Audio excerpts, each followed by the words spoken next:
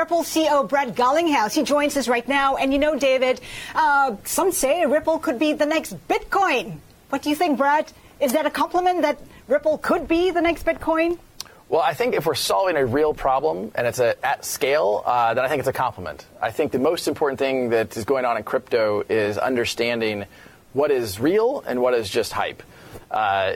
Some, I think, may look back on Bitcoin and find that it was the Napster of digital assets. What I mean by that is Napster was the first to digitize music and demonstrate, hey, if you digitize music, you can do a lot of cool things with that.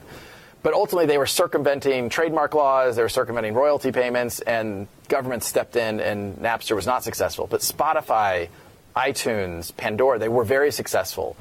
I think what you'll find is that maybe the next generation of digital assets ends up solving some of the original problems that Bitcoin set out to solve. So RippleNet is trying to take on Swift. What's been the traction like? Who's come on board? Well, it's interesting as you step back and look at this. If you and I decided we were going to send $10,000 to California today, the fastest way for us to do it would be to drive to the airport and fly it there. That's a crazy thing to think about when you're in the age of the internet and we're used to information on demand. When we think about the customers that have come on board, it's because we're solving that real problem. We're changing the nature of a payment taking days to settle to California to seconds. So we now have well over 100 customers ranging from some of the biggest banks in the world to payment providers to the Western Unions and MoneyGrams, Linlan Pay out of China. How many banks? It's over 100. I actually don't know the exact number now.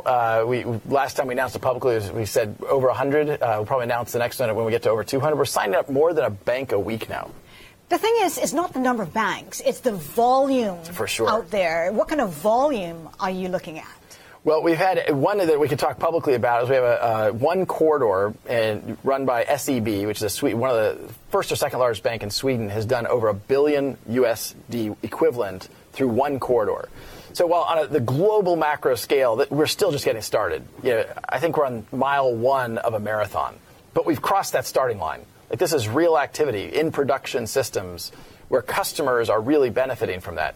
We clearly have a long way to go, and the overall maturity of the digital asset market, I think, has a long way to go. But if we keep going back to let's focus on a real problem and solve a real problem for real customers, I'm really optimistic. You have several products. We talked about the system, RippleNet. You also have a digital token, which is the XRP.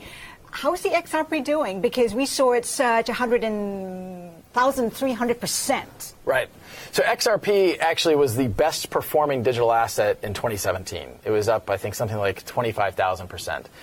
The excitement around digital assets is because I think you're solving a real problem. And I think one of the things you saw happen, particularly last December, is there's understandably concern about regulation and what does that mean for digital assets. From the get-go, Ripple has worked with regulators, and we have worked with regulated institutions like banks where there isn't regulatory uncertainty. And so we have found that part of the reason why XRP has performed well is because people realize, hey, wait a minute, back to your question, is XRP the next Bitcoin?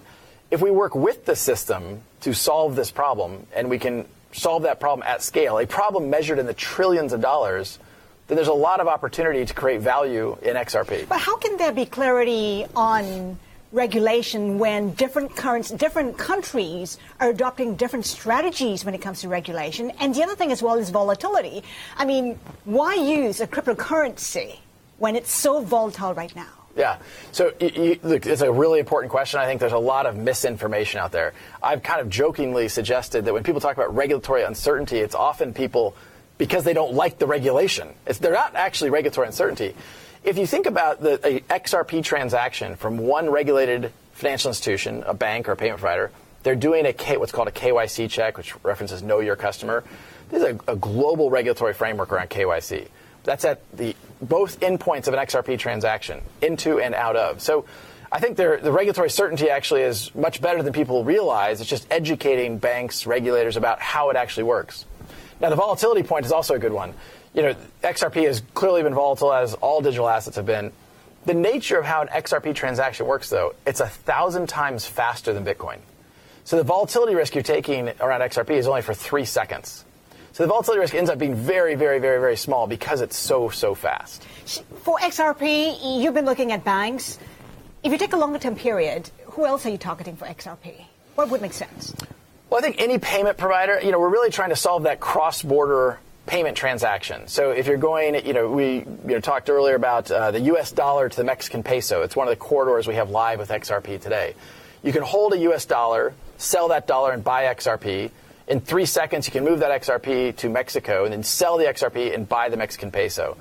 Whether you're a bank, a payment provider, eventually even corporates can take advantage of a dramatic decrease in cost and a dramatic increase in speed and how those transactions work. All right, Brad, we have to leave it there. The first mile in a marathon. Brad Garlinghouse, CEO of Ripple.